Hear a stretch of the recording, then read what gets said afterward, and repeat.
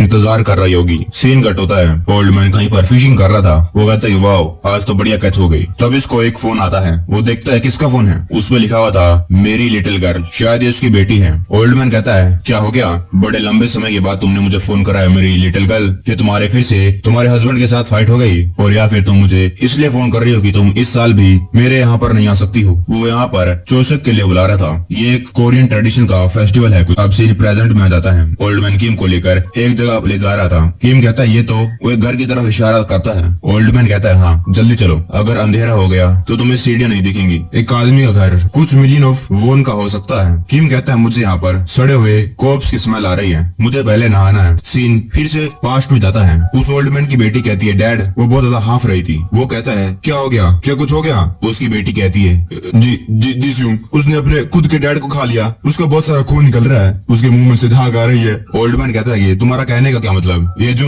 आराम से कहो, मुझे कुछ समझ नहीं आ रहा। उसकी बेटी पूरी रो रही थी। वो कहती है कि अब मैं क्या करूं, मैंने 119 फोन करा लेकिन वो फोन नहीं उठा रहे, मैं अभी लिविंग रूम में हूँ। और वो कमरे के अंदर आने की कोशिश कर रहा है। ओल्ड मैन कहता है कि मैं अभी आ रहा हूँ, तुम वहीं पर रहो जहाँ पर तुम, बस मेरा इंतजार करो। जो किम सोच रहा था, इस ओल्ड मैन का घर बहुत ही ज्यादा अलग है। वो बाहर नहाते हैं, बाहर ही कपड़े धोते हैं और रस्सी पर टांग कर घर के अंदर आ जाते हैं और एक ही बिस्तर में साइड साइड सोने लगते हैं। किम कहता है ग्रैंडपा क्या मैं तुमसे एक और सवाल पूछ सकता हूँ, तुम ज़ॉम्बीज़ को पैसे के लिए पकड़ते हो है ना। वो ओल्ड मैन कहता है हाँ। किम कहता है और तुमने इतने सारे पैसे कहाँ पर खर्च कर दिए। सीन दोबारा से पास्ट में जाता है। ओल्ड मैन की बेटी कहती है डैड मुझे डर लग रहा है। ओल्ड मैन कहता है ये जियोंग साले बास्टर्ड। एकदम से उसके फोन में यही मैसेज आता है सेंट्रल डिजास्टर और सेफ्टी काउंटर मेजर हेडक्वार्टर से कि एक नई एपिडेमिक मैड डिसीज फैल चुकी है पूरे कंट्री के अंदर और सभी देशवासियों को यह कहा जाता है कि अपने घर में ही रहे और दूसरे से कॉन्टेक्ट मत करिए। फिर सीन थोड़ा सा आगे जाता है जिसमें हेलीकॉप्टर का ड्राइवर कहता है पीपल ऑफ द स्लैशर, हम एको सिटी के रूफ पर पहुंच चुके हैं। मैंने बस आज तक आपकी कहानियां सुनी थी, जो भी आपने हीरोइक काम करे हैं,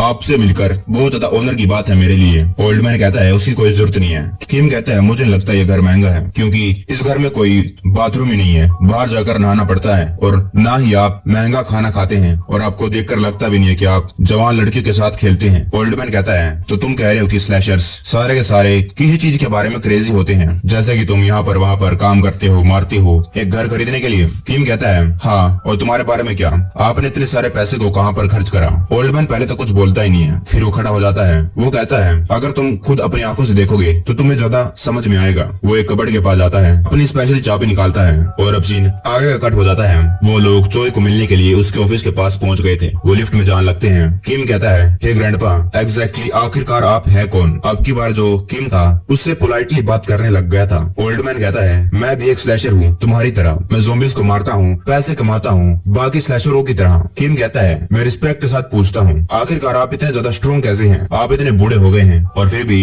लोग आपकी इज्जत करते हैं, और मुझे क्या करना होगा आपके जैसा बनने के लिए। सीन पास्ट में जाता है। ओल्ड मैन चाबी निकालता है और डालता है। किम उसे देख रहा था। ओल्ड मैन कहता है और मैं हूँ क्रेजी इसके बारे में। उसने कबर्ड में अपने परिवार वालों की फोटो लगा रखी थी और उसके साइड में था इंजेक्शन। किम कहता है ये तो चोई ने मुझे दिया था और इसकी एक मेडिसिन की कॉस्ट है 500 बिलियन वोन। ओल्ड मैन कहता है ये एक ट्रीटमेंट है। किम कहता है ये कौन है। ओल्ड मैन कहता है ये मेरी फैमिली है। तुम कुछ ज्यादा ही अननेसेसरी सवाल पूछ रहे हो, और वो हंसने लगता है। तुम्हारे बहुत सारे सवाल हैं लेकिन उन सभी का एक ही जवाब है यंगस्टर, या तो तुम एक बंदे हो जो इस मैड डिसीज के साथ अपनी ऐशो आराम वाली जिंदगी जी रहे हो, या फिर तुम वो हो जो इस डिसीज के साथ बिना घर के गरीबों वाली जिंदगी जी रहे हो। कुछ ना कुछ तो कीमत चुकानी पड़ती है, और जो लोग डिटरमाइंड होते हैं उस कुछ ना कुछ को वापस पाने के लिए वो स्ट्रॉन्ग बन जाते हैं और उन्हें मिलती है रिस्पेक्ट। और अब मैं तुमसे खुद एक सवाल पूछता हूँ यंग मैन, आखिरकार तुम्हारे से क्या चीज चुराई गई है। किम अपन मन में कहता है मेरे से क्या चीज चुराई गई है। वो अपन मन में कहता है मेरे पेरेंट्स। पास्ट में ओल्ड मैन ने उसको बताया था कि वो सियोल जाकर अपनी फैमिली को ढूंढकर उनको दोबारा से इंसान बनाना चाहता है। किम चुलसू कुछ पूछना चाहता था कि वो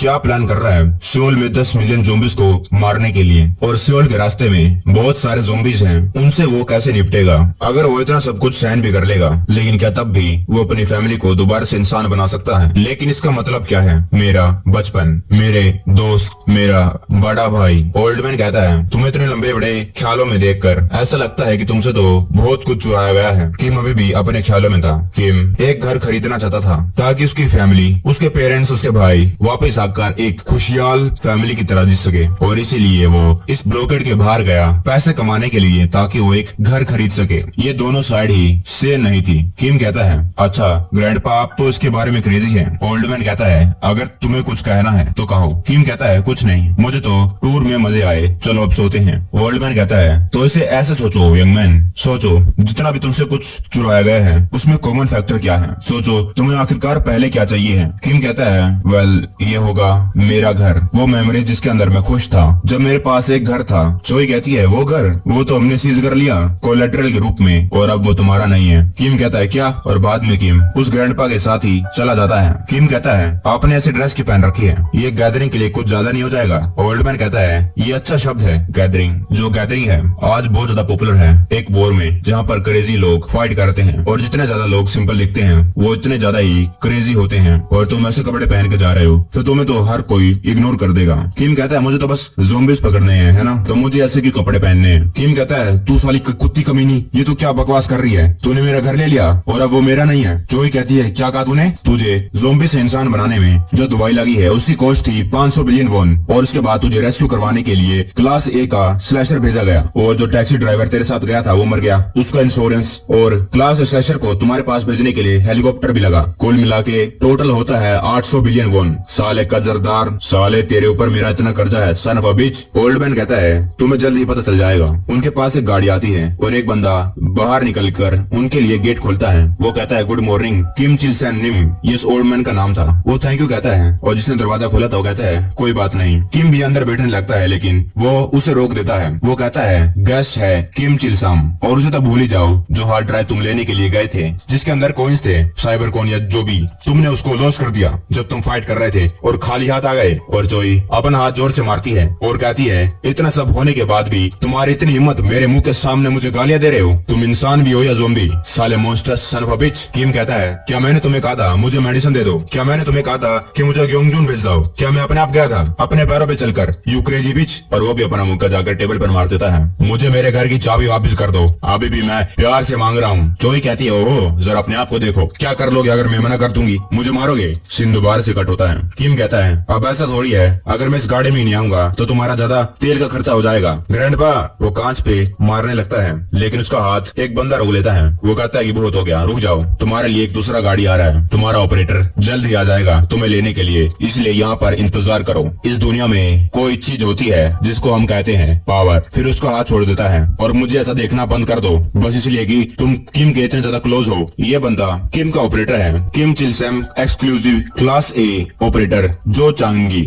और वो गाड़ी में बैठकर निकल जाते हैं। सीन दोबारा से पास्ट में जाता है। जोई कहती है, तुम्हारी लीश मेरे हाथों में है। किम अपना मुक्का बढ़ाता और कहता है कि साली क्रेजी। पीछे से ग्रैंडपा कहता है, हिलना मत, नहीं तो तुम्हारा मुक्का हवा में उड़ जाएगा। वो अपना फिशिंग जो डंडी होती है निकालने लगता है और एक मर्डरस ओरा किम की तरफ छोड़ने लगता है। ओल्ड मैन कहता है, मेरी बात मान लो, मुझे लगता है यंग प्रेसिडेंट की जो कैलकुलेशन है गलत है, इसलिए मेरा सवाल ये है, तुम इतना गुस्सा क्यों कर रहे हो? किम कहता है, ग्रैंडपा क्या आपको सच्ची में लगता है ये जो कह रही है सेंस बना रहा है? वो मेरा घर है, चाहे मैं ज़ॉम्बी बनूं या ना, वो मेरा डिसीजन था। सीन फिर से कट होता है। किम कहता है, वो कमीना कौन था, ये ऑपरेटर क्या होता है? और उसके पीछे एक स्कूटर आ जाता है। वो उसके पास रुकता है और कहता है, क्या तुम ही नेक्स्ट कस्टमर हो? किम कहता है, अब तू कौन है? वो कहती है, आपसे मिलकर अच्छा लगा, आपसे आपको मैनेज करने की हर एक रिस्पॉन्सिबिलिटी मेरी है, मेरा नाम है मिन आरी। किम अपने मन में कहता है, क्या ये मेरा ऑपरेटर है? स्लैशर वो होते हैं जो बाहर जाकर ज़ॉम्बीज़ को मारते हैं और ऑपरेटर वो होते हैं जो उनकी हर एक चीजों को मैनेज करते हैं।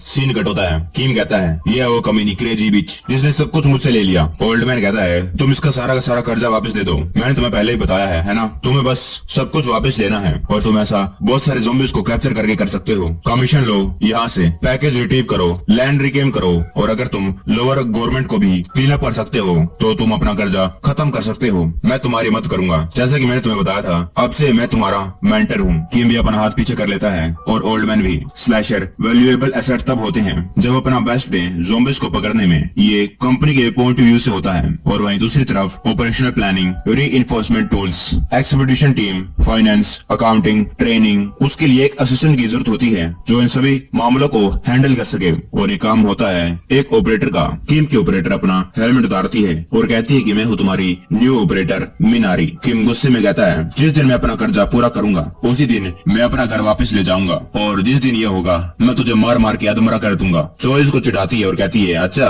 तो प्लीज करो ना, तुम्हारी वजह से जल्द ही मैं लाल होने वाली हूँ। फिर चोई वो मेडिसिन ओल्ड मैन को देती है और कहती है जैसे कि मैंने वादा किया था, मैं तुम्हें इसलिए दे रही हूँ क्योंकि ऐसा लगता है कि जल्द ही मेरा जो लॉस है वो सिली इडियट जल्द ही भर देगा। लेकिन प्लीज आगे से ये ध्यान रखना कि इस जैसा कोई भी अनफेयर ट्रांजैक्शन कभी दोबारा नहीं होगा। ओल्ड मैन कहता है थैंक यू लिटिल प्रेसिडेंट। चोई कहती है लेकिन स्टिल फिर भी क्या तुम सच्ची में उस बास्टर्ड को ट्रेन कर पाओगे? ये है किम चुल सू की exclusive class C operator Minari. Scene cut होता है चोई और उसका मैनेजर। मैनेजर कहती है अब मिस मेरा एक सवाल है, आप इतना किम चुल सू का ख्याल क्यों रख रही हैं और आपने उसको उसका ऑपरेटर क्यों बना दिया? चोई कहती है मुझे उसकी एबिलिटीज पर पूरा भरोसा है और मैंने खुद भी इस बिजनेस में एक ऑपरेटर के रूप में कदम रखा था, लेकिन देखो अभी मैं कहाँ पर हूँ। अभी मेरी रिस्पॉन्सिबिलिटी ये नहीं है कि मैं क्लास सी स्लैशर को ऊपर नजर रखूं, उनको संभालूं, लेकिन बाकी 44 स्लैशर भी मेरी कंपनी को बिलोंग करते हैं। वो बहुत ज्यादा काम का है। अगर तुम उसके नेचर को साइड में रख दो और उसकी एबिलिटी अपने इमोशन को कंट्रोल करने वाली, मैं देख सकती हूँ कि वो कम से कम सैंगसू के लेवल तक तो पहुँच ही सकता है। ओल्ड मैन कहता है ठीक है तो हमारा काम हो गया, हम जा रहे हैं। चोई कहती है ओ सर एक और काम, जब आप कल जो नाइट स्लैशर गेट टुगेदर है प्लीज इस बास्टर्ड को भी लेते आना। जैसा कि आपने कहा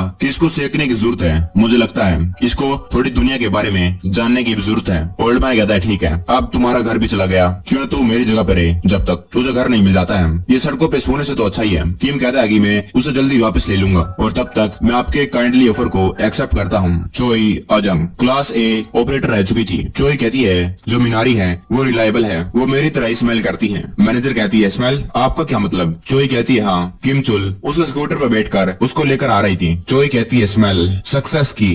किम पूछता है ये गेट टुगेदर आखिरकार एग्जैक्टली है क्या? ओल्ड मैन बताता है सारे के सारे बुचर्स में जो बुसान में काम करते हैं ज़ोंबीज को मारने का, उनको पकड़ने का, उनमें से कई सारे लोग होते हैं जिनका ग्रेड होता है बी या फिर उनसे भी ज्यादा हायर स्लैशर, वो क्रेजी बास्टर्ड्स। क्लास डी बनने के लिए कम से कम 100 ज़ोंबी मारने पड़ते हैं। क्लास सी में 5000 और क्लास बी में 30,000 और क्लास ए में 1 लाख। ये एक इवेंट होता है जहाँ पर ये सारे के सारे क्रेजी बास्टर्ड्स एक जगह पर इकट्ठे होते हैं। हमें प्रीमियम हुंडई 5 स्टार होटल द बेक जी को दिखाया जाता है। उसके अंदर बहुत सारे लोग काम कर रहे थे। तभी एक बंदे का ध्यान कहीं जाता है, वो था किम पे, क्योंकि वो एक स्कूटर पे आया था। वो कहता है तुम लोग यहाँ पर कैसे आ गए? क्या तुम स्लैशर हो या फिर कोई वीआईपी? मिनारी कहती है ये एक स्लैशर है जिसका नाम है स्योमयोन चोवल और मैं उसकी ऑपरेटर मिनारी। वो लिस्ट में उनका नाम चेक करने लगता है। वो कहता है इसका नाम लिस्ट में नहीं है, क्या तुम बता सकते हो इसकी क्लास क्या है? किम कहता है क्लास? अब ऐसी बात थोड़ी है कि मैं कोई मीट हूँ। मिनारी कहती है कि ये क्लास सी है, लेकिन चोई तभी वो बंदा कहता है तो यहाँ पर क्लास सी वाले कमीने घूम रहे हैं, यहाँ पर सिर्फ क्लास बी या फिर उससे हायर वाले स्लैशर इनवाइटेड हैं और खाली जिनके पास वीआईपी इनविटेशन है वो ही अंदर जा सकते हैं और प्लीज काइंडली यहाँ से बिना लड़ाई करे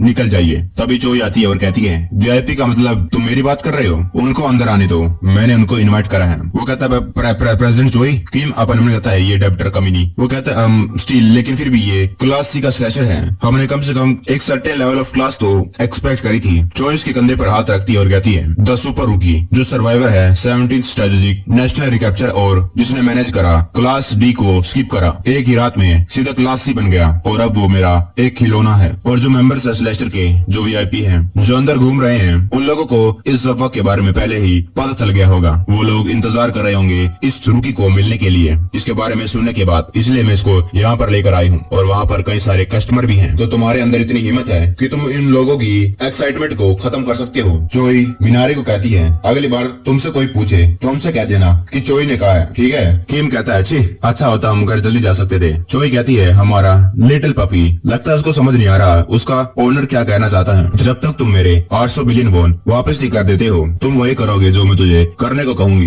किम कहता है ये बात तो सच है। फिर आसपास के जो वहाँ पर चीजें लगी हुई थी उन्हें देखने लगता है कैसे लोग एंजॉय कर रहे थे। किम कहता है मैं सोच रहा हूँ क्या ये इसलिए क्योंकि यहाँ पर इतने सारे रिच बास्टर्ड आए हैं, ये लोग इतने ज्यादा मजे कर रहे हैं। मिनारी कहती है तुम सही कह रहे हो, यहाँ पर जितने भी स्लैशर आए हुए हैं वो कम से कम क्लास बी के हैं और उन लोगों ने कम से कम 30,000 ज़ोंबीज मार रखे हैं और क्लास बी ऑपरेटर वो यहाँ पर आए हैं और स्लैशर को ढूंढने के लिए और हाँ, यहाँ पर कई सारे वीआईपी भी हैं जिनके पास अंधा पैसा है। हर कोई यहाँ पर बिजनेस करने के लिए आया है और ये कोई ऐसा वैसा बिजनेस नहीं। हर एक मामले में कई सारे बिलियंस लगे होते हैं और 100 बिलियन तो यहाँ आम बात होती है। और कोरिया में दिन ब दिन डिक्लाइन होता रहा ज़ोंबी की सिचुएशन के बाद और इस कंट्री में बिजनेस अब ग्रो ही होते जा रहा है। किम कहता है ठीक है, तो तुम ये अब क्यों कह रही हो? मिनारी कहती है मैं तुम्हें इसलिए बता रही हूँ ताकि तुम्हें इसकी आदत हो जाए, इसलिए बता रही हूँ, तुम्हें इसलिए बता रही हूँ ताकि तुम अपने आप पर प्राइड करो कि तुम इस इंडस्ट्री में एक प्रो की तरह एंटर कर रहे हो। तुम्हारा डिबेट है मिस्टर शोवल और तुम इसलिए बता रही हूँ ताकि तुम अपने वर्क एथिक को मेंटेन करो, चाहे जो हो जाए, चाहे तुम्हें यहाँ पर कितने भी ट्विस्टेड या फिर डिस्गस्टिंग चीजें दिखे। किम कहता है इतना तो सीरियस, मैं यहाँ पर होंडाई रेफ्यूजी कैंप से आया हूँ और ऐसी छोटी मोटी चीजें उससे मेरा पेट नहीं दुखेगा, इसलिए चिंता मत करो। हाँ, जो किम चुल सू था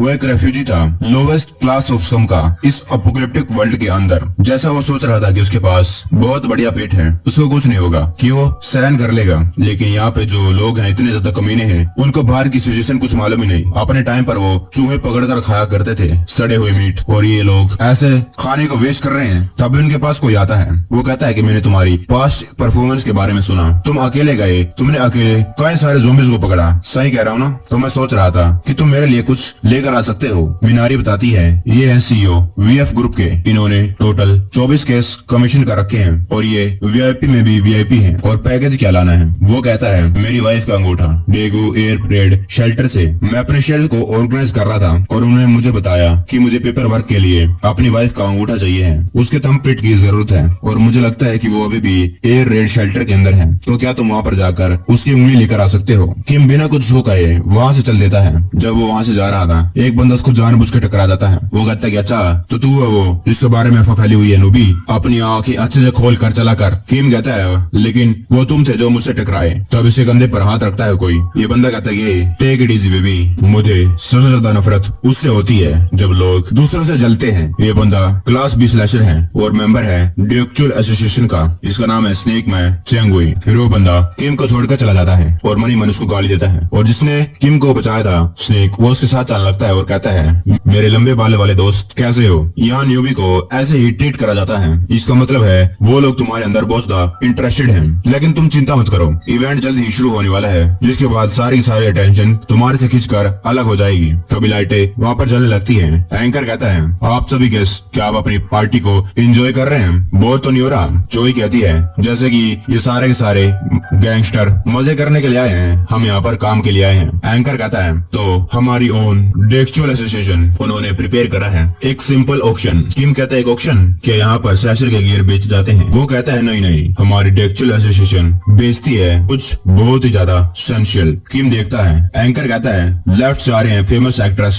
एक minute, the famous actors zombie बनने से पहले मिस जी हान जी, और उसके पीछे है आइडियल मियू और फाइनली मिस सोही, और इनको यहाँ पर पकड़ के लाने के लिए बहुत ज्यादा डिफिकल्टी हुई, इसीलिए इनकी बिडिंग स्टार्ट होती है 5 बिलियन वॉन से। और ये बंदा स्नेक कहता है वो हो आपकी बाहर मर्चेंडाइज कोई मजाक नहीं है, ये लोग बहुत ही महंगे दाम पर बिकने वाले हैं। किम वहाँ से जाने लगता है। वो बंदा उस पर ज्यादा ध्यान नहीं देता है। वो उसको कहता है क्या तुम्हें वो पसंद आई? हो तुम्हारी टाइप की है क्या तुम्हारे पास इतने पैसे भी हैं? किम चुल अपने आप को और ज्यादा रोक नहीं पाया। वो लोग कहते हैं पैसे कुत्ते की तरह काम करके कमाए जाते हैं, लेकिन फिर भी एक सिंपल लाइन है इंसानों के बीच में। किम पास से एक चाकू उठाता है और उन ज़ोंबी की तरफ पड़ने लगता है। चोई कहती है मिस्टर शोवल। एंकर कहता है अगर आपको इनको खरीदना है तो उसकी प्राइस स्टेज के पीछे जाकर पूछो। मिनारी पीछे पीछे भागती हुई आ रही थी, रुक जाओ, लेकिन जो किम था एक बार में उनके गले काट देता है। वो किसी को छोड़ता नहीं है। चोई की हालत खराब हो गई थी और दूसरा स्लैशर देखकर खुश हो रहा था, और जो ओल्ड मैन था वो भी थोड़ा हैरान था। एंकर वो शॉक हो गया था। वो अपना माइक ड्रॉप कर देता है और वहाँ पर लोग खड़े ये देखकर हैरान थे। किम माइक उठाता है और कहता है यहाँ पर जितने लोग भी आए हैं सारे सारे क्रेजी डिस्गस्टिंग मदरफक्कर हैं। तुम लोग वीआईपी की चाट कर यहाँ पर आए हो, कई लोग वीआईपी बन गए हैं, क्यों टैग करते हैं वो ठीक है, तुम लोग मुझे इग्नोर कर रहे हो, मुझे एक न्यूबी कह रहे हो कि मैं एक क्लासी हूँ, वो भी ठीक है, लेकिन ये तुम सारे मदरफक्कर्स हो जो ज़ोंबीज़ को मारते हैं। तुम कहते हो कि तुम लोग ये प्रोफेशनली करते हो जिंदा रहने के लिए, लेकिन फिर भी तुम्हें ये फील होता है तुम्हें ऐसे करने की जरूरत पड़ती है पैसा कमाने के लिए। किम चुल सू को ह्यूमिलेटेड फील हुआ, उसके भाई के जैसे नहीं जो एक सिविलियन था और जो अपनी जान को दांव पर लगाकर मारा गया। इस रियलिटी में जो लोग बहुत ज्यादा एंजॉय करते हैं उनके पास ही बहुत कुछ होता है, और उन लोगों को फील हो रहा था इंटेंस ह्यूमिलेशन। मिनारी कहती है कि प्लीज काम डाउन, जल्दी करो, इससे पहले कि बाकी लोग अपना दिमाग खो दें। तभी कोई आता है और कहता है तो क्या अगर हम ऐसा करके पैसे कमा रहे उससे तुझे क्या, तेरे सर पे खून लगा हुआ वो अभी तक सूखा नहीं है, सन ऑफ बिच। वो और लोग स्लैशर थे। और ये बंदा कहता है, मैंने कहा तो क्या, अगर हम ऐसा करके थोड़े पैसा कमाना चाहते हैं लिटिल फकर। ये है मेंबर डुक्चुअल एसोसिएशन का class A slasher big brother जेंग डेचुअल। जेंग डेचुअल ये ओनर है डुक्चुअल एसोसिएशन का, जिसके अंदर कई सारे क्लास ए स्लैशर हैं। खाली इसके पास ये चीजें नहीं है, खाली ये काम नहीं करता। जब वो अखबार पढ़ रहा था जिसके बारे में इसकी खबर छपी हुई थी कि गैंगस्टर एंटरप्रेन्योर को दिखावा कर रहे हैं, वो बंदा आता है, सर प्रिपरेशन खत्म हो गई है। जैंग कहता है, तो हमारा मार्केट कैपिटलाइजेशन क्या है, इसकी वजह से कितना नुकसान हुआ। वो मैनेजर कहता है, हमारे 1.2 ट्रिलियन वोन लॉस हो गए सर। वो पेपर को मसलता है और कहता है, उस कमीने को यहाँ पर लेकर आओ। सीन कटता है, कई सारी गाड़ियां जा रही थी और उसमें से जैंग निकलता है। वो एक कंटेनर के अंदर जाता है जिसके अंदर एक बंदा बैठा हुआ था और उन्होंने उसकी मार कर हालत खराब कर दी थी। ये था रिपोर्टर, इसी ने उसके बारे में न्यूज छापी थी। जैंग कहता है, इसका मुंह खोलो। और जैसे वो मुंह खोलता है वो रिपोर्टर गाली देने लगता है उसको, तुझे क्या लगता है कि तू इतनी आसानी से एक रिपोर्टर को मार सकता है। जैंग की कुर्सी पीछे खींचता है और बैठ जाता है और कहता है, ध्यान से सुन, तो अभी भी मरा नहीं है, लेकिन मैं तुझे जिंदा रखूंगा एक अलग ही फॉर्म में। वो रिपोर्टर अपने मन में कहता है, काला खून, ज़ोंबी खून। रिपोर्टर कहता है, तो अभी भी एक गैंगस्टर है जैंग डुक्चुअल। मैं तो शुरुआत से ही ये डिटरमाइन था जब मैं तेरे बारे में आर्टिकल लिख रहा था, लेकिन अब तो मैं इसके बारे में पूरा यकीन हो गया है। और जब मैं एक ज़ोंबी बनूंगा तो मैं ये मेक श्योर करूंगा कि सबसे पहले मेरे ट्रिब्यूट के रूप में तुझे इन्फेक्ट करूंगा। मुझे आशा है ऐसे जो तेरा गुस्सा है शांत हो जाएगा, लेकिन इससे कुछ बदला ही नहीं कि तू एक गैंगस्टर है और गैंगस्टर ही रहेगा। जैंग कहता है, सर आप गलत हैं, मैं गुस्सा नहीं हूँ क्योंकि आपने मुझे गैंगस्टर कहा। मैं गुस्सा इसलिए हूँ क्योंकि उसकी वजह से मेरी कंपनी के 1.2 ट्रिलियन वोन लॉस हो गए। रिपोर्टर कहता है, क्या? जैंग कहता है कि मेरा बदला अभी खत्म नहीं हुआ है, कि मैंने तुझे बस एक ज़ोंबी बदल दिया। अभी सुन ध्यान से। वो रिपोर्टर की बीवी और बच्ची आ जाती है। वो रिपोर्टर कहता है कि नहीं ऐसा मत करो। जैंग कहता है, please have a nice family dinner. तू इंतजार कर क्योंकि तो ही अपनी फैमिली को खाने वाला है ना। वो रिपोर्टर कहता है कि बस मुझे मार दे बस, इससे पहले मैं ज़ोंबी बनूं, मुझे मार दे। वो लोग उसकी बीवी और बच्चे को अंदर फेंक देते हैं और कंटेनर बंद करने लगते हैं। जो रिपोर्टर था एक ज़ोंबी बनने लगता है। जैंग कहता है, तुझे मेरी जिंदगी में उंगली करने की जरूरत नहीं थी जबकि तू जिंदा है, अनग्रेटफुल सन ऑफ अ बिच। कल सुबह इस कंटेनर को खोल देना और एक फोटो लेकर न्यूज राइटर को भेज देना। उनको कहना अगर वो लोग उस आर्टिकल को टेक डाउन नहीं करेंगे तो उनके साथ भी यही होने वाला है। जो चैंग डेचुअल है वो कैलकुलेटिंग में बहुत ज्यादा बढ़िया है। वो कैलकुलेटिंग में बहुत ज्यादा बढ़िया है। और वो धीरे धीरे करके आगे आता है, मीनारे के आगे आती है और कहती है, जैंग डेचुअल प्लीज शांत हो जाइए। लेकिन वो मीनारे को थप्पड़ मार देता है, जिसके बाद वो साइड में गिर जाती है और इतनी जोर से उसको थप्पड़ लगा था कि वो घसीटते हुए एक दीवार पर जाकर टकराती है, जिससे उसका सर भी खून हो जाता है और जो दीवार थी उसमें भी क्रैक आ जाते हैं। किम कहता है, जैंग कहता है, मैं तुझसे दोबारा पूछता हूँ सन ऑफ अ बिच, तो क्या अगर हम ऐसा करके पैसे कमा रहे हैं? किम कहता है, अगर तुम्हें ये मर्चेंडाइज जैसे लग रहे हैं तो हम और इन ज़ोंबीज़ में क्या फर्क है? मैं तो बस इसको बदलने की कोशिश कर रहा था। और किम उस पर वार कर देता है उसके गर्दन पर। किम हैरान हो जाता है क्योंकि उसने उसके वार को बस एक उंगली से ही रोक लिया था और एक झटके में उसकी ब्लेड को तोड़ देता है। जैंग कहता है, तू सच्ची में बहुत ज्यादा नॉनसेंस बात करता है, एक कुत्ते की तरह जो हर वक्त भौंकता रहता है। मुझे लगता है कि तुझे सच्ची में एक कुत्ते की तरह पीटने की जरूरत है। वो अपना वार किम के ऊपर करने लगता है। वो उसके वार को ब्लॉक करता है। जो जैंग था उसने अपना उसको मुक्का मार दिया था और किम उसको ब्लॉक कर रहा था, लेकिन उसका मुक्का इतना ज्यादा पावरफुल था कि उसकी दोनों हाथ की हड्डियां टूट जाती हैं। और जैसे वो ऊपर देखता है, जैंग हवा में कूदता है और अपनी लात लेकर किम के मार देता है। किम के मुंह में से खून निकलने लगता है बहुत ज्यादा, और दो ही बार में जो किम था वहाँ पर बेहोश हो जाता है। जैंग कहता है कि कैलकुलेट करो। उसका मैनेजर बताता है, इन तीनों को मिलाकर कम से कम 12 मिलियन वोन होंगे, प्लस इसने जो हमारे इवेंट पर डैमेज करा है, हमारी इमेज भी डैमेज हुई है, उसको मिलाकर 50 बिलियन वोन। और यहाँ पर जो होस्ट था उसकी साइकोथेरेपी की कॉस्ट, अल्कोहल स्टेबलाइज करवाने के लिए दिमाग को, और जो बॉडी होस्ट की है उसके बारे में कम से कम 50 मिलियन वोन। मुझे लगता है कि ये कुल मिलाकर 62.05 बिलियन वोन है। जैंग कहता है कि अच्छा इसको भी ऐड करो। वो अपने जूते की तरफ इशारा करता है। उसका जूता फट गया था क्योंकि जो किम था उसने उसके जूते पर बुड़का बाढ़ लिया था। जैंग अपन उन्हें कहता है कि ये सन ऑफ अ बिच एक ज़ोंबी है या कुछ और। वो उसकी टांग पर बहुत ज्यादा जोर से बुड़का बाढ़ रहा था। जो मैनेजर था वो कहता है ठीक है, इसको मिलाकर हो गए 62.512 बिलियन वोन। जैंग उसको दोबारा से मुक्का मारता है और कहता है ये कमीना, इसको मिलेंगे 12 बिलियन वोन। तो जो 50 बिलियन वोन इसकी वैल्यू थी। मैं इसको गायब करके, इसको खत्म करके चुका लूंगा। मैं इसको खत्म करूंगा और बाकी लोगों के लिए एक एग्जाम्पल सेट करूंगा। तुम लोगों को वो वापस चुकाना पड़ता है जो तुम मेरे साथ करते हो। लेकिन तभी उसकी गर्दन के राउंड एक फिशिंग वायर आती है। जैंग कहता है, ये तू क्या कर रहा है? क्या तुझे दिख नहीं रहा मैं कैलकुलेट कर रहा हूँ? साले कुत्ते। ओल्ड मैन कहता है कि तुम तो बहुत जरूर हो, लेकिन ये मैं अपनी मर्जी से नहीं कर रहा हूँ। चोई आगे आती है और कहती है, गैंगस्टर ओल्ड मैन, क्या तुम्हारे पास सच्ची में 800 बिलियन वोन है? चोई को अच्छे से मालूम था कि जो जैंग है वो जिंदा रहेगा कैलकुलेशन के साथ और मरेगा कैलकुलेशन के साथ ही। जैंग कहता है, 800 बिलियन? ये तो क्या बकवास कर रही है? चोई ऐसा करके उसको रोकना चाहती थी और उसका ट्रम्प कार्ड था कर्जा। चोई कहती है कि जिसको तुम अभी मारने की कोशिश कर रहे हो उसकी कीमत है 800 बिलियन वोन, और क्या तुम मुझे 800 बिलियन वोन दोगे? चोई कहती है कि क्या तुम मुझे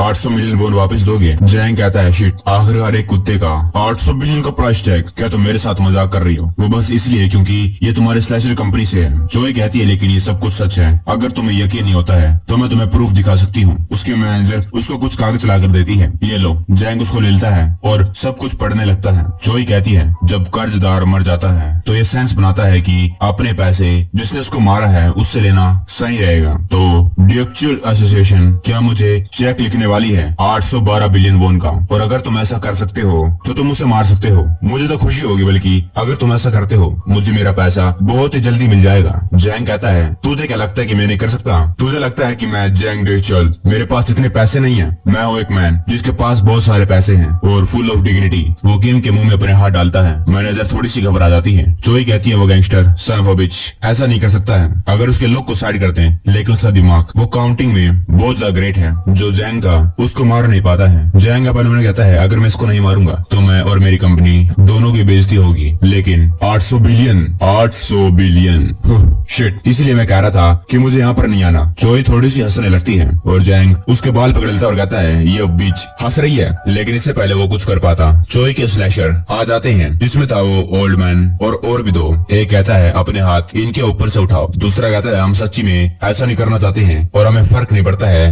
तुम कौन हो, तुम्हारी क्या कंपनी है। और ओल्ड मैन कहता है, हम तुम्हें मार देंगे। जो जैंग था उसके गर्दन के पास सारे हथियार थे। जैंग कहता है, अच्छा तो तूने और भी शिटी डॉग्स को पाल रखा है। ये हमेशा याद रखना, जब मेरी कंपनी बड़ी होगी तो मैं तुझे खत्म कर दूंगा। और फिर वो सारे के सारे लोग वहाँ से जाने लगते हैं। चोई कहती है, मिनारी और शोवल को पास वाले हॉस्पिटल में ले जाओ। वो लोग उनको उठाते हैं और ऑर्गेनाइजर्स को कहो, यहाँ पर जितना भी डैमेज हुआ है उसका कॉस्ट मैं भर दूंगी और उसके ऊपर डिस्टर्बेंस की वजह से जो कंपनसेट होगा वो भी मैं भर दूंगी। चोई की मैनेजर कहती है कि हम अभी भी जो गैदरिंग है उसको कंटिन्यू रखें, अभी भी शेड्यूल बाकी है वीआईपी एंटरटेनमेंट और स्लैश स्काउटिंग के लिए। चोई कहती है, उसकी कोई जरूरत नहीं है, मेरा मूड पहले ही खराब हो गया है, पार्टी में रहने की कोई जरूरत नहीं जब म्यूजिक ही बंद हो गया हो। वो अपन उन्हें कहती है कि ये बहुत ज्यादा अनफॉर्चुनेट है और वो याद करने लगती है जो किम कह रहा था, जो तुम लोग कह रहे थे कि तुम एक ज़ोंबी हंटर हो, तो मुझे लगा तुम लोग बहुत ज्यादा प्रोफेशनल हो गए अपने काम में, लेकिन क्या मुझे पैसा कमाने के लिए ये सब भी करना पड़ेगा, इतना आगे जाना पड़ेगा? फिर हम एक बंदे को देखते हैं जो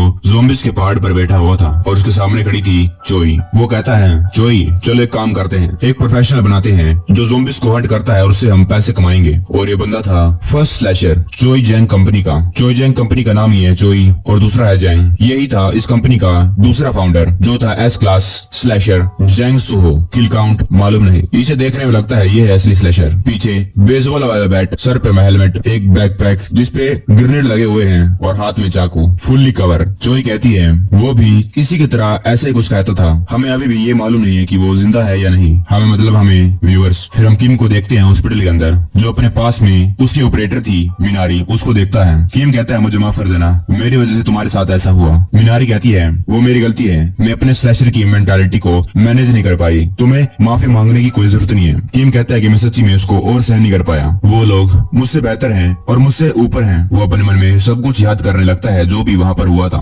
ऑर्डिनरी लोगों को ये मालूम ही नहीं कि उनके ऊपर हैं इस जैसे लोग। इसीलिए मैं पूछना चाहता हूँ, तुम नहीं हम, क्या हम उनसे अलग हैं या फिर हम भी उन्हीं की तरह? मिनारी कहती है, स्लैशर वर्ल्ड में दो चीज डिटरमाइन करती है एक पर्सन की वैल्यू को, पावर ज़ोंबीज को पकड़ने की, उसे हम कहते हैं एबिलिटी, और दूसरी है पावर ज़ोंबी को पैसे में बदलने की, जिसे हम कहते हैं वेल्थ। शोवल, तुम हारे हो जैंग डेक्चुल से, क्योंकि तुम इन दोनों चीजों में उससे काफी नीचे हो, और जो वजह है जिसकी वजह से हम जैंग का कुछ उखाड़ नहीं सकते हैं वो भी इन्हीं दो चीजों के कारण है। हम बस इंतजार कर सकते हैं और देख सकते हैं, लेकिन आगे से हमें और ज्यादा केयरफुल रहना होगा। किम कहता है केयरफुल, तो मुझे लगता है तुमने कितना ज्यादा अच्छा एक्सप्रेशन का इस्तेमाल करा है, तो हम बस इंतजार कर सकते हैं और देख सकते हैं। मिनारी कहती है शोवल तुम अकेले नहीं हो जो इस दुनिया में पागल हो रहे हो। फिर मिनारी अपने पास्ट में जान लगती है, उसमें वो अपनी ही बहन या जानकार कोई फैमिली वाली उसे देखती है जिन्हें वो लोग बेच रहे थे। मिनारी कहती है मुझे भी ऐसा ही सेम फील हुआ था जब मैं हुंडे में स्लम एरिया में रहा करती थी। प्लीज अपनी एबिलिटी और वेल्थ को बढ़ाओ ताकि तुम इतने स्ट्रॉन्ग बनो ताकि तुम उस जस्टिस को लगा सको जो तुम गैदरिंग में बात कर रहे थे। अपने आप को इतना ऊपर ले जाओ उस पॉइंट तक जहाँ तुम इस क्रेजी वर्ल्ड को उल्टा कर सकते हो, इसको पलट कर रख सकते हो। किम बैठता है और कुछ कहता नहीं, फिर कहता है कि मैं ज़ोंबीज को मारना चाहता हूँ, मुझे कुछ काम दो। मिनारी कहती है कि मैं वो करूंगी जो तुम मुझे कहने को कह रहे हो, यही तो ऑपरेटर का काम होता है। फिर वो सेब को किम की तरफ फेंकती है। मिनारी कहती है जब मैं इसके बारे में सोचती हूँ मैंने सुना था कि स्किन के अंदर बहुत सारा विटामिन सी होता है और तुम्हारे रिफ्लेक्स को देखकर लगता नहीं है कि तुम्हारे जो आर्म है उसके अंदर कोई दिक्कत है। सब कुछ ठीक है तो मैं काम पर लगती हूँ, अगले हफ्ते तक मैं तुम्हारे लिए कोई काम लेकर आती हूँ। चोई कहती है कि कोई काम नहीं। मिनारी कहती है क्या, ऐसा हो ही नहीं सकता है, मैंने उसको कहा है कि मैं उसके लिए काम लेकर आऊंगी। चोई कहती है जैंग डेक्चुअल वो अफवाह फैला रहा है हमारे वीआईपी को और कई सारे जो हमारे क्लाइंट्स थे उनको, इसीलिए उनमें से किसी ने भी शोएल को कोई काम नहीं दिया। और तो और उसने कमीशन लेना भी बंद कर दिया जो चोई और जैंग कंपनी लिया करती थी 10 to 30%। उसने बिना कमीशन के क्लाइंट्स के काम करने चालू कर दिए। मुझे लगता है कि हमने अब की बार मधुमक्खी के छत्ते में हाथ मार दिया है। मिनारी कहती है तो क्या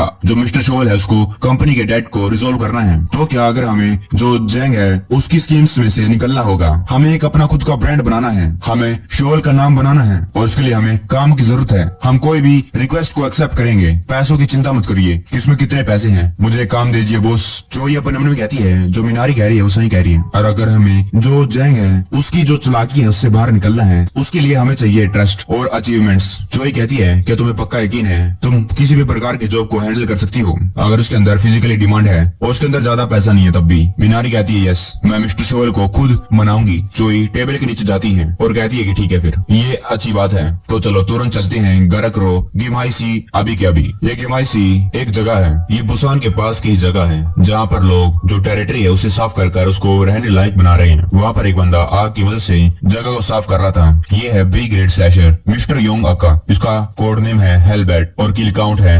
36,101 और ये जगालची स्मॉल बिजनेस एसोसिएशन से बिलोंग करता है। तब इसके पास कोई लोग आते हैं और कहते हैं मिस्टर योंग क्या आपका साफ सफाई वाला काम खत्म हो गया सेक्शन का, आपने कितने सारे मारे, क्या आप इससे प्रॉफिट भी बना रहे हैं, तेल का दाम ऊपर बढ़ते जा रहा है। वो योंग कहता है यहाँ पर कोई भी म्यूटेंट्स नहीं थे, बस रेगुलर ज़ॉम्बीज थे जो यहाँ वहाँ भटक रहे थे, इसलिए मुझे अच्छी खासी लूट मिली। लेकिन उसको ये नोटिस नहीं होता उसके जो नीचे जमीन थी वो उसके अंदर दरार आने लग गई और जो वो नीचे देखता है उसके अंदर से एक चीज से निकल आती है। वो लोग ये देखकर कुछ समझ नहीं पा रहे थे और जो चीज निकली थी वो लगातार कह रही थी और प्लीज। ये था B grade mutant Z177 earthworm. यहाँ पर एक बी ग्रेड का म्यूटेंट आ गया था Z177 अर्थवॉर्म। वो लोग कहते हैं कि एक म्यूटेंट यहाँ पर आ गया, भागो भागो। वो लोग भागने लगते हैं। यहाँ पर 31 स्लैशर्स और एक सिटी जिसके अंदर थे 3,700 लोग यहाँ पर मर चुके हैं और ये सारे के सारे इसी म्यूटेंट ने मारे। वो म्यूटेंट अभी भी कहता है मुझे और दो गिमाई एक नर की जगह बन गई क्योंकि वहाँ पर किसी को नहीं मालूम था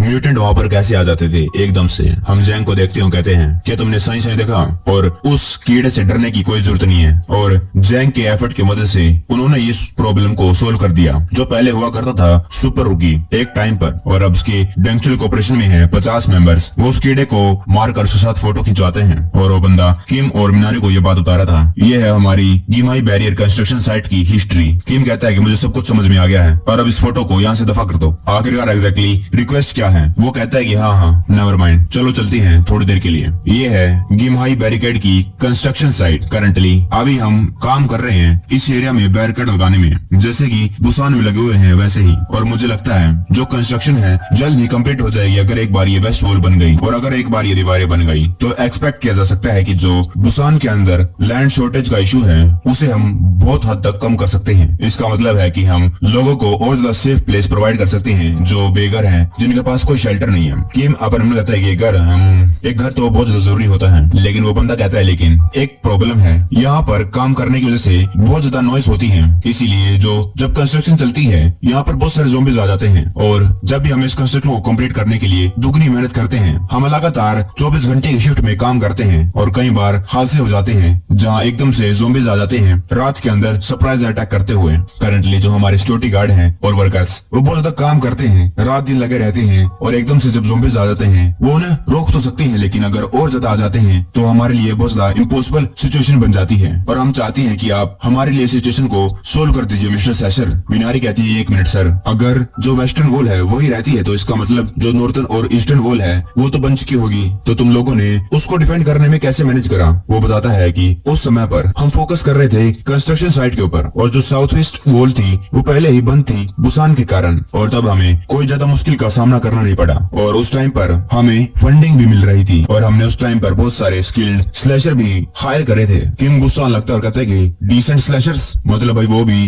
किम को डिसेंट स्लैशर कह रहा है। मिनारी कहती है कि तो आप ये कह रहे हैं कि अभी कोई भी कंस्ट्रक्शन के लिए फंडिंग नहीं है, और अगर दूसरी भाषा में कहा जाए तो आपको ये काम करने के कोई पैसे नहीं मिल रहे हैं। वो कहता है कि हाँ ये सही बात है, इसीलिए मैंने जो कंडीशन चोई और जैंग को सजेस्ट करी थी उसमें था अगर एक बार ये कंस्ट्रक्शन कंप्लीट हो गई तो गिमाई में जो लैंड होगा वो अवार्ड के रूप में एज कंपनसेशन दिया जाएगा। मिनारी अपने मन में कहती है इसलिए बॉस इतनी ज्यादा रिलक्टेंट थी, और इतनी बड़ी कंस्ट्रक्शन साइट को अकेले प्रोटेक्ट करना, और उसके ऊपर अगर जो कंस्ट्रक्शन है इंटरप्ट हो गई या फिर बंद हो गई ज़ॉम्बीज़ के कारण, एक रिस्पॉन्सिबल स्लैशर इस काम को लेने के लिए परफेक्ट होगा। किम कहता है तुम इतना ज्यादा हेजिटेट क्यों कर रही हो, अभी तुम्हें एक मौका मिला है ऊपर जाने का, लेकिन बदले में तो तुम डर रही हो। अगर तुम ऊपर जाना चाहती हो तुम्हें कुछ कहना है क्या। मिनारी कहती है कि हाँ हमें करना होगा। किम अपना हथियार उठाता है और कहता है कि चलो इसे करते हैं। फिर वो बहुत ज्यादा खुश हो गया था। जो रिक्वेस्ट थी बहुत ज्यादा सिंपल थी, उन्हें कंस्ट्रक्शन साइट पर 24 घंटे निगरानी रखनी थी, और जो ज़ॉम्बीज़ आते जो वर्कर्स को हार्म कर सकते थे उनको खत्म करना था, और आसपास के एरिया को चेक करना था। और जो ये रेनोवेशन है वो कवर करती है area 20,000 square metre downtown area की सिटी को। उन दोनों के अंगूठे लग जाते हैं और ये कॉन्ट्रैक्ट साइन हो जाता है। मिनारी और किम थोड़े से शौक हो जाते हैं। वो बंदा बताता है कि 2 महीने के लिए तुम लोग यहीं पर रहने वाले हो। मिनारी कहती है कि क्या, ये तो एक ही घर है। वो कहता है कि मुझे माफ कर देना, लेकिन हमारे पास ज्यादा पैसे नहीं है, और उसी के कारण हम बस आपको एक ही घर प्रोवाइड कर सकते हैं। हमें अपने वर्कर्स को भी कुछ देना पड़ता है। फिर वो लोग एक ही घर में चले जाते हैं। किम कुछ सोच रहा था। वो बंदा कहता है कि तुम दोनों आराम करो, और अगर ज़ॉम्बीज़ आ गए तो हम तुम्हें तुरंत बुला लेंगे रेडियो की मदद से। वो दोनों उस घर में अकेले रह जाते हैं। मिनारी कहती है कि मुझे लगता है कि सब कुछ ठीक रहेगा, है ना, और अगर तुम्हें कंफर्टेबल फील हो रहा है तो मैं तुम्हारे हिसाब से स्पेस को एडजस्ट कर सकती हूँ। किम वहाँ पर लेट जाता है और कहता है कि प्लीज। किम कहता है कि प्लीज जो बाकी एरिया बचा हुआ है जहाँ पर मैं लेटा हूँ उसके अलावा तुम उसका इस्तेमाल कर सकती हो। तुमने तुम्हारा फेस ब्लू करवा लिया है और काला भी, तो मुझे लगता है कि मैं तुम्हें अब अकेला नहीं छोड़ सकता हूँ। वो कुछ कहती नहीं लेकिन थोड़ा सा स्माइल करती है। वो थी एक काम और पीसफुल नाइट, लेकिन डिजास्टर हमेशा ऐसी मौके पर आता है। उस घर के बाहर कुछ लोग आ रहे थे। किम जाग जाता है और वो मिनारी को उठाने लगता है। मिनारी कहते हैं कि मिस्टर शोवल। किम कहता है कि एक ज़ॉम्बी है। दरवाजे पर ठक ठक होने लगती है। किम कहता है मुझे लगता है कि हम चारों तरफ से घिर चुके हैं। मिनारी कहती है कि कोई भी रेडियो कॉल नहीं आया है, क्या वो लोग ऐसे ही आ गए अंदर। किम कहता है कि ये तुरंत शुरू हो जाएगा जब मैं दरवाजा खोलूंगा, और अगर तुम मेरे पास नहीं रहोगी तो मैं तुम्हें प्रोटेक्ट नहीं कर पाऊंगा। मिनारी कहती है कि ठीक है। किम कहता है 3, 2 और 1 कह के दरवाजे पर लात मारकर उससे खोल देता है और अपना शवल लेकर बाहर जाता है उन ज़ॉम्बीज़ को मारने के लिए। और अपने शवल उनकी गर्दन के पास पहुंच गया था। फिर वो देखता है कि ये तो ज़ॉम्बीज़ नहीं है, ये थे कंस्ट्रक्शन वर्कर जो कुछ सामान को ले जा रहे थे। वो वर्कर अपना हाथ खड़ा कर लेता है। उन दोनों को कुछ समझ नहीं आ रहा था। वो वर्कर घबराते हुए कहता है कि ये तो वेलकम पार्टी थी। वो दोनों शौक हो जाते हैं। सीन कट होता है और हम देखते हैं आखिरकार ये लोग जो वर्कर्स थे कैसे यहाँ पर अब तक जी रहे थे। एक वर्कर कहता है अब मैं तुम लोगों को कैसे समझाऊं, ये नर्क था। जब भी मैं सेकंड शिफ्ट पर काम करता था तो मुझे बहुत ज्यादा थका हुआ फील होता था। मैं कैसे समझाऊं, ये लोग 2 शिफ्टों में काम करते थे, सुबह और रात में। खाली ये प्रॉब्लम नहीं थी, उनको हर वक्त टेंशन वाले स्टेट में काम करना पड़ता था, क्योंकि उन लोगों को मालूम नहीं था आखिरकार ज़ॉम्बीज़ कब उन पर हमला कर दें। वो बार बार पीछे देखते कहीं ज़ॉम्बी तो नहीं आ गए, और अगले दिन उनकी मसल में पेन होता।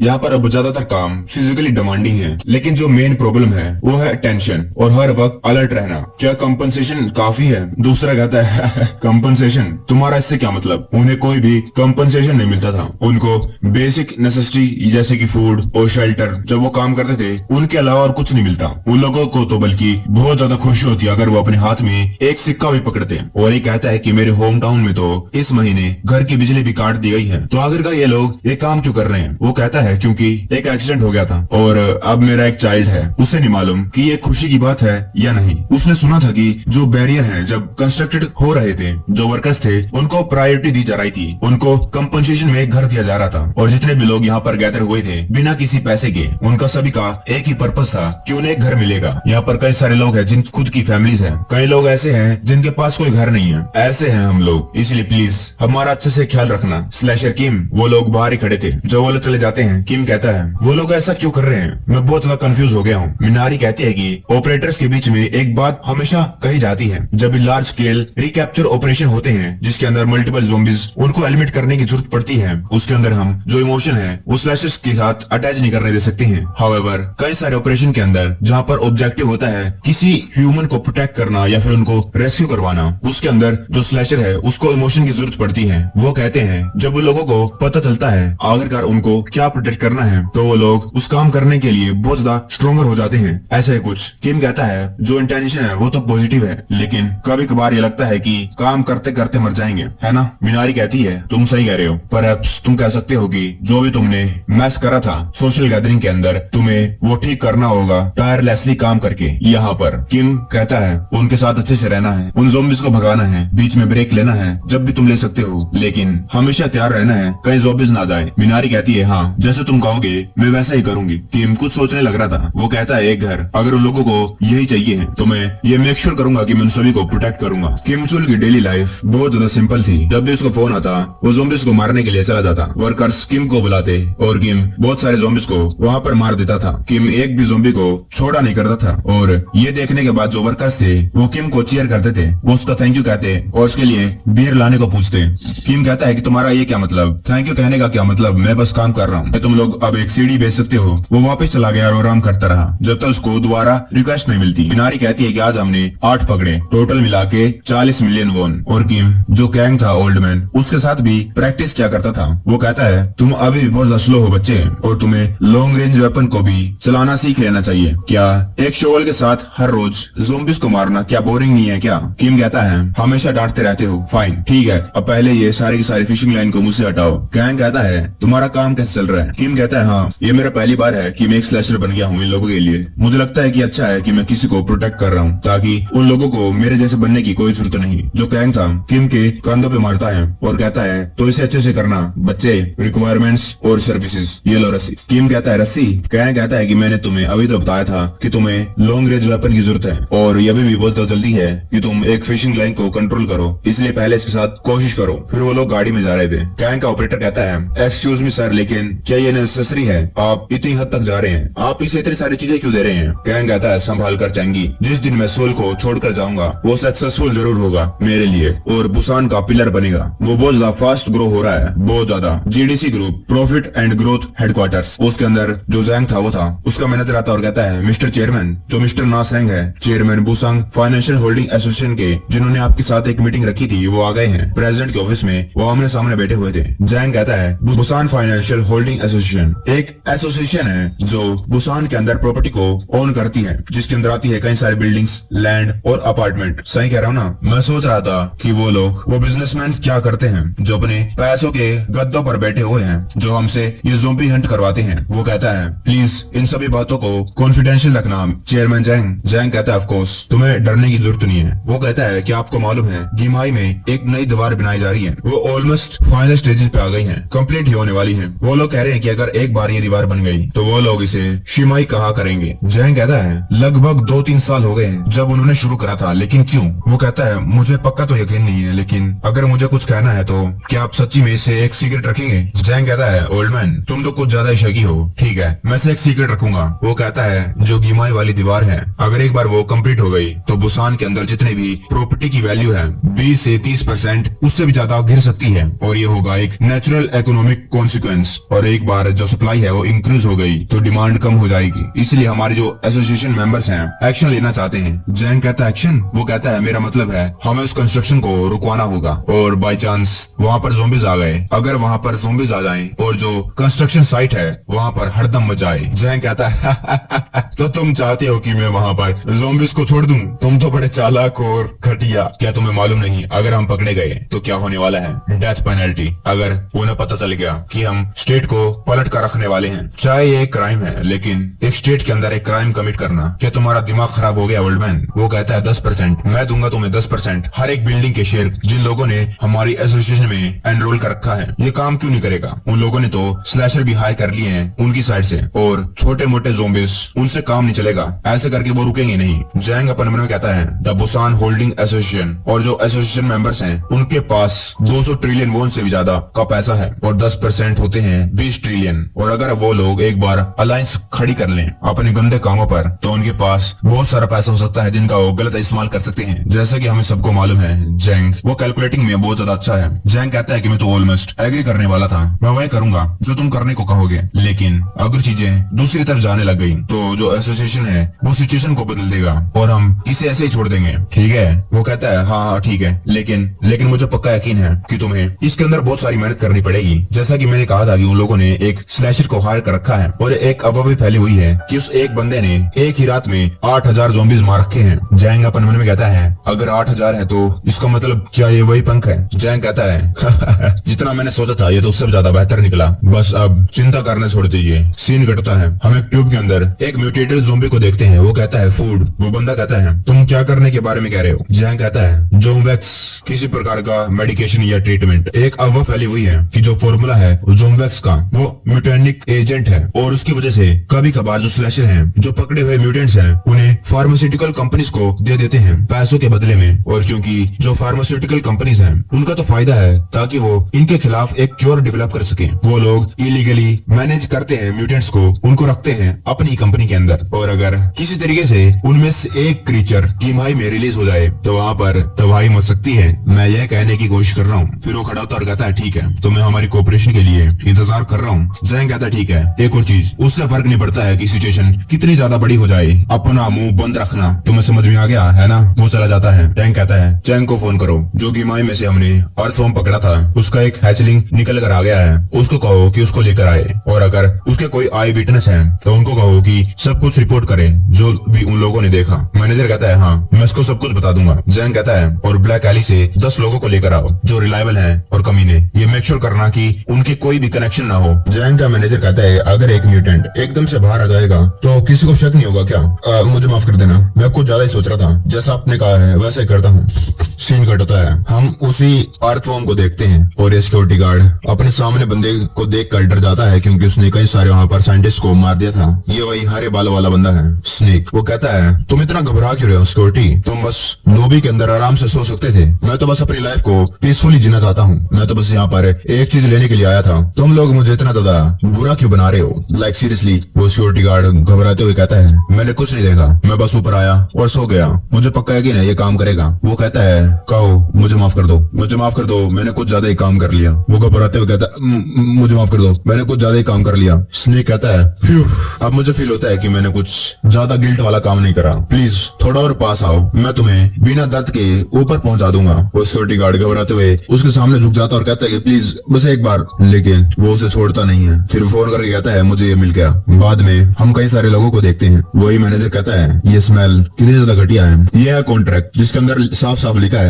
तुम्हें हमारी कंपनी की तरफ से कौन सी पेमेंट मिलेगी और तुम्हें क्या काम करना है, और जैसे ही तुम साइन करोगे तुम्हें ये पैसे तुम्हारे फैमिली मेंबर को मिल जाएंगे, साइन करो। वो दोनों एक दूसरे के साथ लड़ाई करते हुए साइन करने लगते हैं। जो गेम था वो शुरू हो गया था, लेकिन प्रॉब्लम ये थी जो पर्सन वहाँ पर था उसे ये रियलाइज भी नहीं हुआ कि ये गेम शुरू हो चुका है, वो तो सो रहा था। किम कहता है क्या हो गया, क्या ज़ॉम्बीज़ दोबारा से आ गए? ये कई सारे वर्कर्स थे। किम कहता है क्या हो रहा है, क्या तुम लोग दोबारा से यहाँ पर ड्रिंक करने के लिए आ गए? उनमें से एक कहता है कि तुम्हें यहाँ पर आए हुए लगभग 1 महीना हो गया है, इसलिए हमने तुम्हारे लिए एक पार्टी रखी है, चलो चलते हैं। मैंने तुम्हारे लिए बाहर एक स्पेशल मील प्रिपेयर कर रखा है। वहाँ बाहर एक सुअर उन लोगों ने आग पर ऊपर लगा रखा था, मीनारी उसको हाई करती है और एक और बंदा आता हुआ कहता है कम से कम अपनी हेल्थ का ख्याल रखो, तुम्हें कम से कम एक दिन छुट्टी ले लेनी चाहिए। लेकिन मैं नहीं चाहता कि कई सारे लोग आए और तुम्हें कहे कि ज़ॉम्बीज़ आ गए, ज़ॉम्बीज़ आ गए, बैठ जाओ बैठ जाओ। किम अपने मन में कहने लगता है कि कितना ज्यादा लंबा समय हो चुका है कि मैं कई सारे लोगों के साथ डाइनिंग टेबल पर नहीं बैठा हूँ। शायद वो वक्त मेरा बर्थडे था, वो ये सब कुछ सोच ही रहा था। तब एक बंदा उसके कंधे पर हाथ रखता और कहता है कि क्या हो गया स्लैशर किम, तुम खा क्यों नहीं रहे हो? ये बहुत बढ़िया है ना ये वाइल्ड बोर। जब हम काम कर रहे थे तब हमें ये मिला था और हमने खाने को स्मॉल स्मॉल क्वांटिटीज में बचा के रखा हुआ है, बिना किसी चिंता के आराम से खाओ, क्योंकि ये हमने कहीं से चुराया नहीं है। किम उस मीट को देखता है और लोग उसको देख रहे थे। किम खाने लगता है, मीनारी भी खुश थी। किम कहता है ये बहुत ज्यादा डिलीशियस है, मेरी आंखों में तो आंसू आ गए। और लोग कहने लगते हैं आराम से रहो किम, यहाँ पर परफेक्ट करने की कोई जरूरत नहीं है, हमें पहले से मालूम है कि कि तुम कितने स्ट्रॉन्ग हो। फिर वो लोग हंसी खुशी बात करने लगते हैं। किम अपन मन कहता है काश मैं भी इतना रिलैक्स हो पाता, मुझे फर्क नहीं पड़ता है कि ये एक सिंपल हैप्पीनेस है, तो मुझे लगता है मुझे इसके बारे में थोड़ी देर तक भूल जाना चाहिए। मेरा मरा हुआ भाई, मेरे पेरेंट्स दोबारा कभी नहीं आएंगे, यहाँ तक कि ये क्रूल रियलिटी। किम कहता है कि तुम लोगों ने ये गाना बजाया है क्योंकि ये पार्टी है और कुछ, अगर तुम ऐसे गाना बजाओगे तो तुम्हारे सुपीरियर तुम्हें डांटेंगे नहीं तुम लोग। लेकिन एक बंदा कहता है हम लोग गाना क्यों बजा रहे हैं, यहाँ तक कि हम जब काम करते थे हमने काम की आवाज को भी कम कर दिया। ये बंदा थोड़ा सा घबराने लग गया था। किम उसको देख रहा था। तभी दूसरा बंदा कहता है ये आवाज हमारी कंस्ट्रक्शन साइट से नहीं आ रही है, ये बाहर से आ रही है। बाहर थी कई सारी गाड़ियां जिनके ऊपर लगे हुए थे स्पीकर और उनके पीछे आ रहे थे भागते हुए ज़ोंबीज। सारे ज़ोंबीज उन आवाज से अट्रैक्टेड थे और उन गाड़ी के पीछे पीछे यहाँ तक आ गए थे। गाड़ी जाती है और सीधा जाकर टकरा जाती है इन कंटेनर से। उन गाड़ियों के अंदर से वही लोग निकलते हैं जिनको जो जैंग था उनके मैनेजर ने पैसे दिए थे। जैसे वो गाड़ी से बाहर निकलते हैं ज़ोंबीज उनको खाना चालू कर देते हैं। बहुत सारे ज़ोंबीज थे, वो लोग अपने आप को बचा नहीं पाते हैं और बाद में उन्हें कंटेनर के बीच में कुछ गैप दिखता है और वो लोग वहाँ पर भागने लगते हैं भूखे शेर की तरह। ऊपर खड़े होकर ये बंदा स्नेक देख रहा था। वो कहता है सिग्नल फायर कर दिया गया है और अब बस बाकी है डिटोनेटर की डोप। फिर वो एक चीज को निकाल कर नीचे फेंक देता है, वो जाकर टूट जाती है और उसके अंदर था यही अर्थवॉर्म। वो अपनी आंख खोलता है और कहता है मामा। एक शांत और पीसफुल नाइट जिसमें हर कोई आराम से सो रहा था। तभी एक बंदा अपनी आंखें खोलता है और कहता है ये क्या हो रहा है, क्या ये भूकंप है। डिजास्टर हमेशा ही ऐसे टाइम पर आता है और एकदम से वो सारे के सारे जो सो रहे थे आसपास के सामान हवा में उड़कर एक दूसरे को टकराने लगता है, क्योंकि जिस कंटेनर के अंदर वो सो रहे थे उसको एक अर्थवॉर्म जो कि बहुत बड़ा था अपने मुंह में निकलने लगता है और वो कहता है मामा। और वहीं दूसरी तरफ जो किम और बाकी लोग आराम से बैठकर खा रहे थे वहाँ पर ज़ोंबीज आ जाते हैं। किम अपने मन में कहता है आखिरकार ये चल क्या रहा है, क्या जो पिछली बार गाना बजा था उनकी वजह से ये लोग यहाँ पर आ गए। किम खड़ा होता है। मिनारी कहती है शोवल आराम से, अगर एक स्लैशर फ्रस्ट्रेटेड हो जाएगा इतने सारे ज़ोंबीज के सामने तो एक ऑर्डिनरी पर्सन भी अपनी होप लूज कर देगा। मैं तुम्हारा शोवल लेकर आती हूँ, सभी को इवैक्यूएट करते हैं यहाँ से बिना किसी को पीछे छोड़े। किम अपने मन में कहता है तब भी जिसके अंदर वो लोग भाग रहे थे और एक बंदा रुक के कहता है तुम लोग जाओ, जिनमें वो ज़ोंबीज को रोकने की कोशिश करता है ताकि वो लोग इतने में भाग जाए। किम कहता है और तब भी जब वही बंदा मारा जाता है और तब भी ये ऐसा ही टाइम था, हर बार मैं बस यही कर पाता हूँ। किम कहता है प्लीज मेरा शवल लेकर आओ और एक रस्सी, और जैसे ही तुम मुझे मेरा वेपन दे दोगी तुरंत ऑफिस जाना। मैं हर एक वर्कर को इवैक्यूएट करने का ऑर्डर देता हूँ, सभी लोग जल्दी जाओ, मैंने तब तक रोकता हूँ। किम उसी मीट को खाता है और जिसमें से हड्डी बचती है उसे उठाता है और एक ज़ोंबी उसके ऊपर हमला कर रहा था। उसी हड्डी से वो उसका सर फोड़ देता है, लेकिन एक ज़ोंबी गिरने की वजह से बाकी थोड़ी पीछे हटने वाले थे। किम अब गुस्से में आ गया था और वो उनकी तरफ चार्ज कर देता है। अपनी फुर्ती से वो कई सारे ज़ोंबीज को मारता है उसी हड्डी से, लेकिन वो हड्डी इतनी कहाँ मजबूत थी और आखिर में वो टूट ही जाती है। किम उसी टूटी हड्डी से ज़ोंबीज को मारते रहता है, लेकिन अब वो हड्डी भी काम की नहीं रही। किम उसको छोड़ देता है और अपने हाथों से उनके साथ फाइट करने लगता है, लेकिन तभी उसके पास शोवल और एक रस्सी गिरती है। मिनारी कहती है होल्ड ऑन शोवल, तो हेडक्वार्टर्स है उनको कॉन्टेक्ट करती हूँ और सारे वर्कर्स को ऑफिस जाकर अनाउंसमेंट करवा देती हूँ कि यहाँ से जल्दी से जल्दी इवैक्यूएट करो, और वो वहाँ से चली जाती है। किम कहता है सेकंड राउंड शुरू होता है, तुम लोग बिना इनवाइटेड गेस्ट। बाकी वर्कर्स डर के मारे भाग रहे थे। एक कहता है लगता है जो ज़ोंबीज है हमारा पीछा नहीं कर रहे हैं, है ना। वो लोग रुकते हैं और कहते हैं हाँ तुम सही कह रहे हो, ऐसा लगता है कि जो स्लैशर किम है वो हमें प्रोटेक्ट कर रहा है। एक कहता है ब्रदर लेकिन अगर जो ये दीवारें हैं वो टूट गई तो कंस्ट्रक्शन और ज्यादा डिले हो जाएगा, तो हमारे घरों का क्या होगा। दूसरा कहता है वेल हम कुछ नहीं कह सकते हैं, अब उन लोगों ने कह रखा है कि वो लोग हमें घर देंगे अगर हम जो कंस्ट्रक्शन वॉल है उन्हें कंप्लीट करके देंगे। तभी पीछे कुछ धमाका होता है। वो बंदा सोचने के बाद पीछे जाने लगता है। एक बंदा कहता है ये तो क्या कर रहा है, कहाँ जा रहा है, कि तूने इतने सारे ज़ोंबीज को नहीं देखा, अगर तू जाएगा। वो बंदा रोते हुए कहता है तो क्या हम यहीं पर मर जाएं या फिर दोबारा से दीवार के अंदर चले जाएं, ये दोनों सेम चीज ही तो है। अगर हम हमारा लास्ट चांस भी खो दें कि हम एक इंसान की तरह रह सकते थे तो हम दोबारा से एक मुर्दे की तरह जीने लग जाएंगे जिसको कोई भी इंसानों वाला ट्रीटमेंट नहीं मिल रहा था। मैं वापस जा रहा हूँ, मैं फाइट करूंगा और उस दीवार को प्रोटेक्ट करूंगा। मैं टूल्स को हैंडल करने में स्किल्ड हूँ और उसकी मदद से मैं फाइट कर सकता हूँ। मैंने ये थोड़ी कहा है कि तुम लोग मेरे साथ चलो, मैं बस अकेला जाना चाहता हूँ, मैं अपने घर को अपने हाथों से बचाऊंगा। सारे वहाँ पर सुन खड़े थे। तभी ये कहता है तो ठीक है फिर मैं भी एक इंसान की तरह जीना चाहता हूँ, चाहे मैं मर जाऊँ लेकिन मैं मरूंगा एक इंसान की तरह। सारे उसके पीछे चलने लगते हैं। दुश्मन मालूम नहीं कौन है, लेकिन सारे ज़ोंबीज अलग अलग हर जगह से हमला कर रहे हैं और सेम टाइम पर सिविलियन को भी प्रोटेक्ट करना है। किम रस्सी को पकड़ता है और शवल को जो एक वर्कर था उसके पीछे जाते हुए ज़ोंबी के सर पर मार देता है। वो कहता है थैंक यू। किम कहता है कि टाइम वेस्ट मत करो, जल्दी यहाँ से दफा हो जाओ, और किम को इस क्रूशियल टाइम पर प्रोटेक्ट करना था ये फैसिलिटीज, ये घर वर, ये दीवार, नहीं तो ये ज़ॉम्बीज का एक और इलाका बन जाएगा। ज़ॉम्बीज कंटेनर के ऊपर से चढ़ कर आने लगे और किम को वहाँ पर कई सारे इन्फेक्टेड लोग भी दिखने लग गए थे जो वहाँ पर काम करते थे। अगर दूसरी भाषा में कहा जाए, जितने वो ज़ॉम्बीज मारता उससे ज्यादा ज़ॉम्बीज आ जाते। ऑपरेटर के साथ क्या हो गया? आखिरकार कोई इवैक्यूएशन ब्रॉडकास्ट क्यों नहीं हो रही? तभी जो कंटेनर वाली दीवार थी वो टूट जाती है। किम कहता है दीवार पीछे उसकी गाड़ी आ रही थी और उसके अंदर थे वर्कर्स। जब वो स्लाइड मार के रुकती है उसके अंदर से निकलते हैं वही वर्कर्स जिन्होंने उस ट्रक को एक दीवार की तरह खड़े करके ज़ॉम्बीज को अंदर आने से रोक दिया था और वो लोग अलग अलग अपने टूल्स का इस्तेमाल करते हुए उन ज़ॉम्बीज को मारने लगते हैं। किम कहता है क्यों तुम लोग यहाँ पर?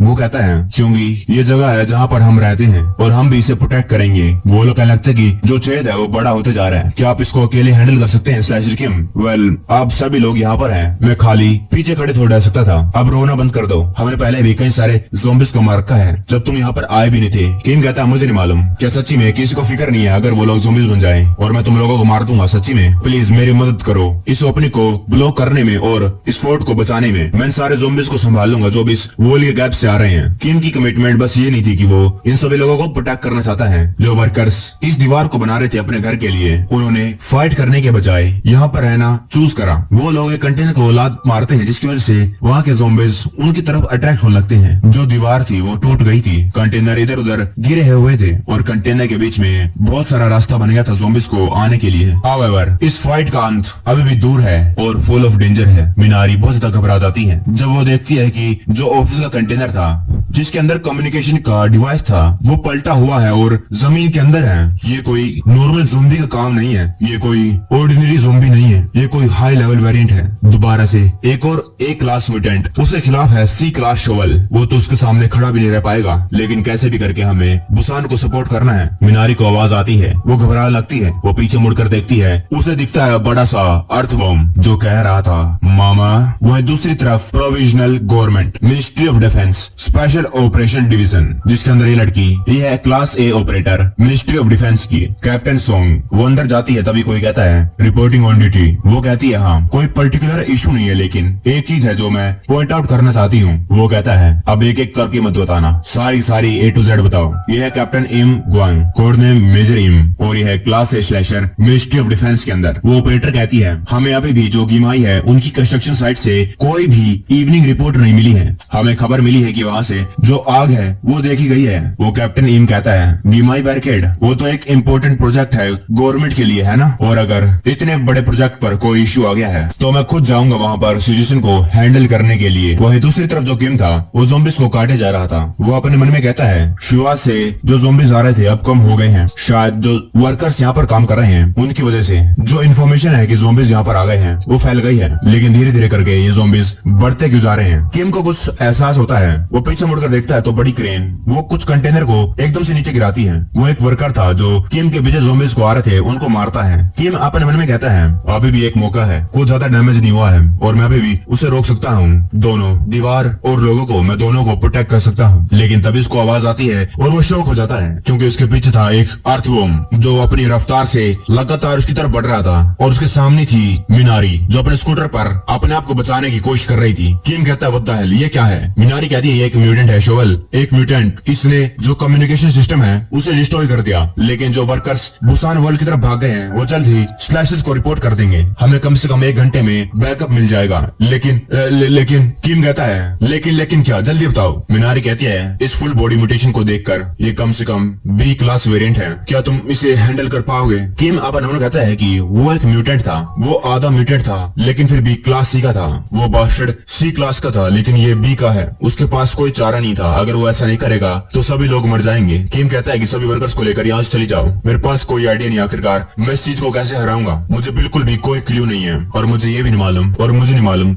जो यहाँ पर सराउंडिंग है कितनी ज्यादा डिस्ट्रॉय होगी। मिनारी कहती है गुड लक, मैं अपना पूरा बेस्ट दूंगी। वो जान लगती है और जो अर्थवर्म था वो किम के सामने आ जाता है। जो मैक्सिमम हाइट होती है कंप्रेस्ड अर्थवर्म की, एक डायनासोर जाना जाता है अपनी हाई मूवमेंट हाई स्पीड के लिए। हैं और जो अर्थवर्म होता है वो होता है 35 मीटर। हम ऐसा कह सकते हैं कि ये कम से कम 10 स्टोरी बिल्डिंग का है, इसकी इतनी हाइट है। और म्यूटेंट कहता है मामा। किम कहता है मामा व्हाट द हेल, ये बेबी क्रीचर कितना ज्यादा लंबा है। वो म्यूटेंट कहता है मामा मामा, और वो किम को खाने के लिए अपना मुंह किम की तरफ बढ़ाता है। किम का दिमाग खाली हो गया था, उसके पास कोई आइडिया नहीं था आखिरकार उसको कैसे संभाला जाए। ये एक कॉमन थॉट होता है उस बंदे का जो एक ऑर्डिनरी होता है और उसके सामने एक म्यूटेंट आ जाए, लेकिन जो किम था उसे कुछ फर्क नहीं पड़ता था। वो अपने शवल को उठाता है, जो अर्थवर्म था वो किम पर अटैक कर देता है, और जब वो अर्थवर्म ऊपर उठता है तो उसे कुछ समझ नहीं आता है। किम कोई आम बंदा थोड़ी था, उसने एक ही रात में 8000 ज़ॉम्बी से ज्यादा मार के हैं बिना पागल हुए। किम उसके अटैक से बचते हुए ऊपर कूद जाता है। वो अपनी बॉडी को इधर उधर फेंक रहा था बिना किसी रेजिस्टेंट के। उस म्यूटेंट को कुछ समझ नहीं आ रहा था और किम उस म्यूटेंट की बॉडी पर चढ़ जाता है और कहता है एक बड़ा एनिमी, उसे कोई शार्प एज नहीं होते हैं, वो सीधा और लंबा होता है। और किम उसकी बॉडी पर अपना शवल मार देता है। शवल उसकी बॉडी के अंदर घुसा